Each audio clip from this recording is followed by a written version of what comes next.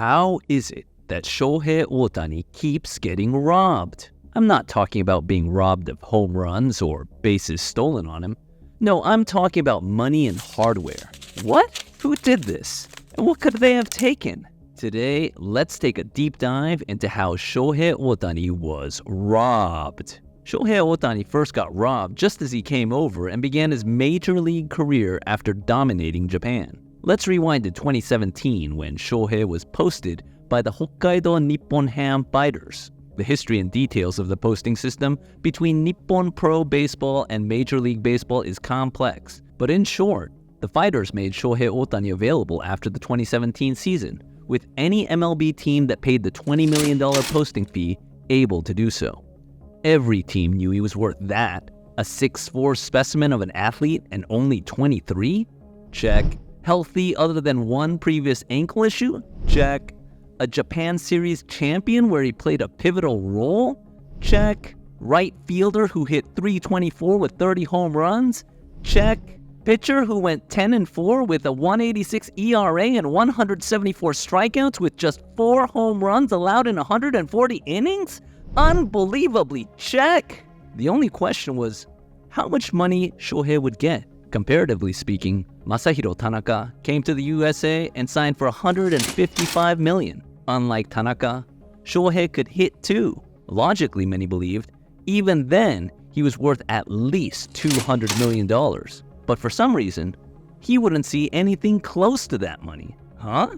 Why? Before 2017, he could have easily gotten all that money. But Major League Baseball had seen enough from expensive contracts being handed out to young, unestablished players who flamed out. As a result, when the Major League Baseball Players Association started negotiations for a new collective bargaining agreement with Major League Baseball, MLB drew a hard line. Under the new MLB collective bargaining agreement, any international free agent signing under age 25 had to sign for the league minimum. The bonus money was also hard capped. The most available at the time was from the Rangers. The MLBPA had little interest in fighting to keep the possibility of large contracts open, especially since most of those affected, such as young players from the Dominican Republic, would never become members of the MLBPA union in the first place if they flopped. Shohei then had a choice. Go now and test himself, or go later and make more. But we all know what he cares about most: performance and winning. So when the Los Angeles Angels ended up getting him, Shohei was only 23 at the time. He immediately made an impact, slashing .285, .361, .564, and clubbing 22 home runs, batting in 61 and stealing 10 bases. On top of that, he started 10 games, struck out 63 over 51 innings, and held batters to a .331 ERA and a .116 WHIP, earning Rookie of the Year. All for the grand total of $545,000? Oh, and he got a bonus of $2.3 million. That's it? Yes. Over the next 4 years, as a hitter and pitcher, he made almost $12 million. All because of some CBA rules, Shohei was robbed. Still, despite the fact he could have made more money if he'd waited, Shohei decided to come to America. It seemed likely that, if he maintained his level of play and stayed healthy, more awards would be coming soon. In 2021, he had a true breakout year when he won his first Most Valuable Player award and started the All-Star game.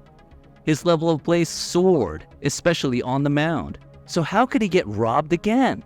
Well, in 2022, Ohtani had a season for the ages, hitting 34 home runs, 95 RBI, and slashing .273, .356, .519 at the plate, while going 15-9 with a .233 ERA. He led the American League in strikeouts per 9 innings, averaging 11.9. His overall performance on the mound was good enough to finish 4th in Cy Young voting.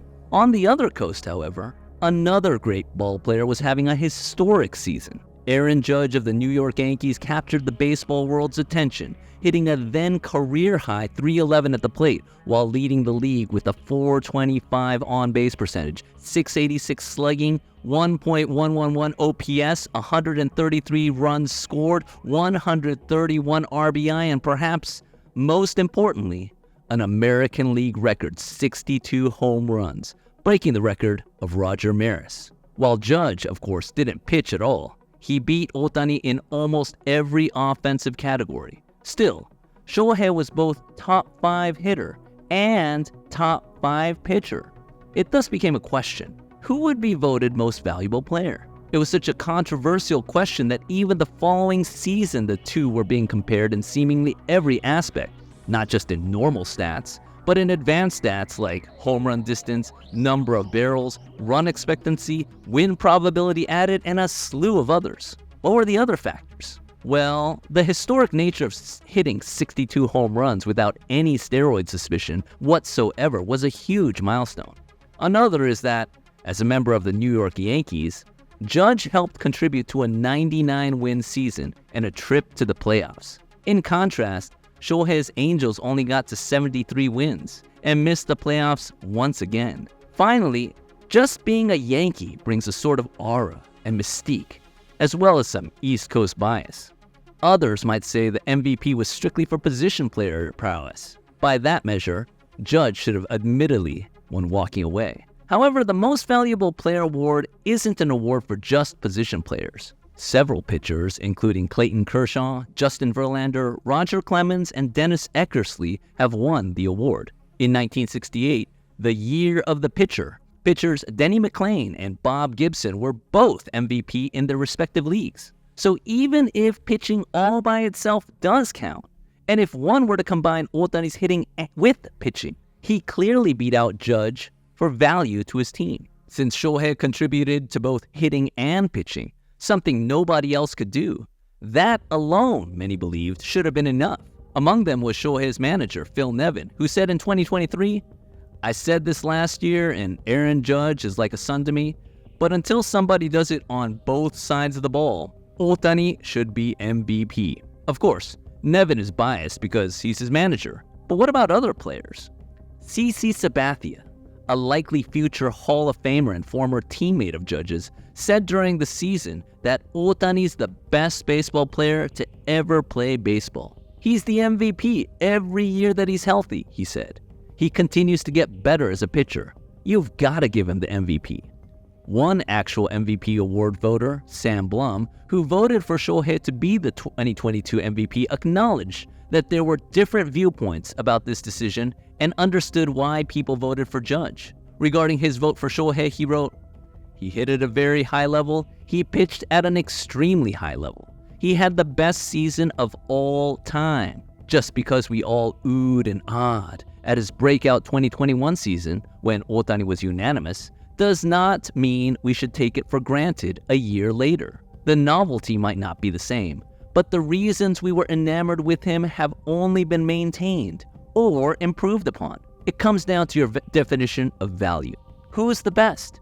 Who is the most outstanding? Who would you want on your team above anyone else that year?" The answer for me in 2022 was Otani. But in the end, the public had taken Shohei's ability for granted.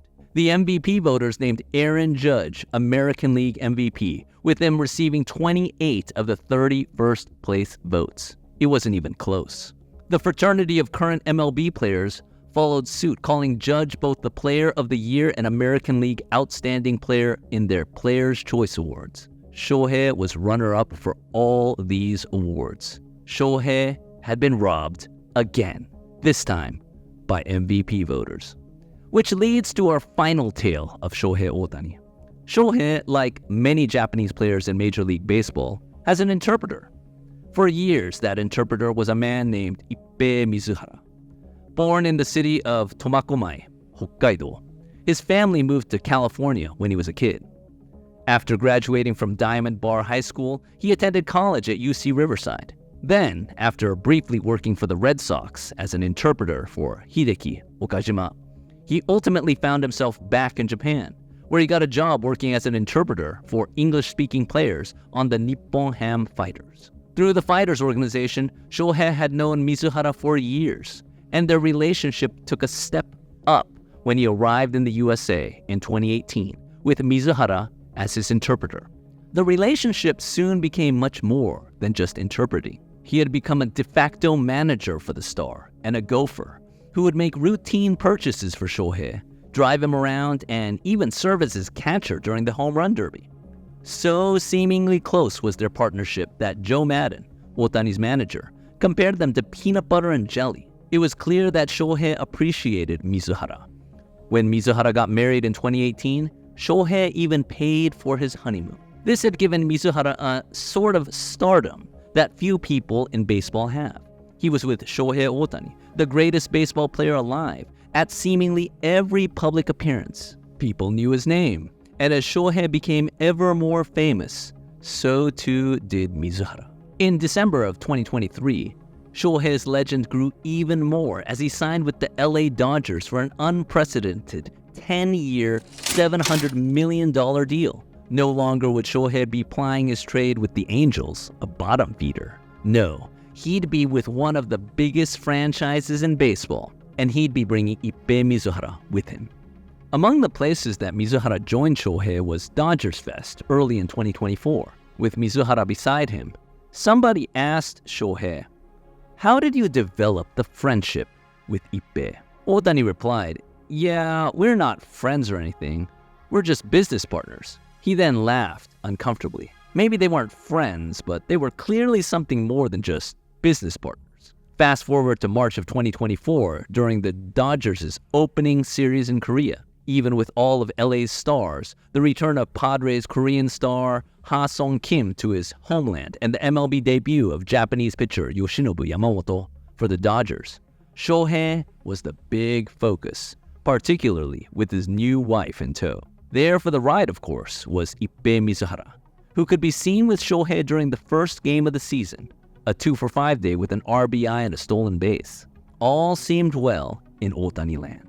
Until postgame, Mark Walter, a Dodgers owner, came to the team and announced a story was about to break about Ippei Mizuhara.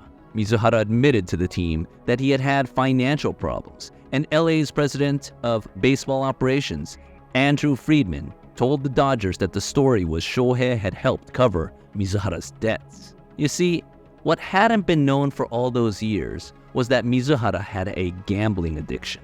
It may have been a slower issue early on. One player who knew Mizuhara with the fighters said he taught them how to gamble during spring trainings in Arizona, but it accelerated in 2021. By 2022, he was over $1 million in debt and started reaching out to friends and family to borrow money. By 2023, his debts had become more than he could handle. It turns out, as Mizuhara's debts grew bigger, he'd ask Shohei for help, telling him he was worried about his safety and about losing Shohei's trust. Shohei agreed to help, but a few months before the 2024 season, Otani's signature was found in wire transfers to a Matthew Boyer. Who's Matthew Boyer, you ask? Matthew Boyer was an illegal bookmaker. But how did they connect this to Shohei? Mizuhara attempted to pay back part of his debts through wire transfers in the hundreds of thousands of dollars. Each of these wire transfers had Shohei's signature on them. When ESPN and other outlets had discovered this, they contacted Shohei's camp about a story, primarily speaking through a spokesperson, but also Mizuhara. Through said spokesperson, Shohei confirmed he sent large payments to Mizuhara. Meanwhile, Mizuhara claimed that he didn't know Boyer's bookmaking was illegal, that he had been living paycheck to paycheck, and he had to keep up his lifestyle. But was this the entire story? Shohei's great weakness, it seems, was his naivete. He took Mizuhara at his word and simply thought he had had cash flow problems. He didn't know Mizuhara had issues with a bookie. That day, Shohei discovered for the first time that money was missing from his account. Shohei's lawyer soon put out a statement. In the course of responding to recent media inquiries, we discovered that Shohei has been the victim of a massive theft, and we are turning the matter over to the authorities. The story spiraled from there, and even some of Mizuhara's own background came under suspicion. His time at UC Riverside was found to be false. His claim that he had interpreted for Hideki Okajima with the Red Sox was also found to be untrue. In the end, Mizuhara was charged with bank fraud and stealing more than $16 million from Shohei. Needless to say, he was fired after the season's first game. According to the BBC, The bank fraud charge is punishable by up to 30 years in prison, and the false tax return charge carries a sentence of up to 3 years in jail. Mizuhara ultimately pled guilty, and Shohei was cleared of any wrongdoing. The accusations, however, threatened to torpedo Otani's season, even his entire career. And yet, it ended up disappearing more quietly than you'd think. Shohei had a great season, set an MLB record as the first 50-50 player, and concluded it with a World Series win. But it doesn't change what happened. Shohei had been robbed by a confidant, perhaps not a friend, but not a mere business partner either, as he had once joked. Thanks for watching, and if you liked that video, check out the next video about Shohei's insane endorsement deals. See you next time.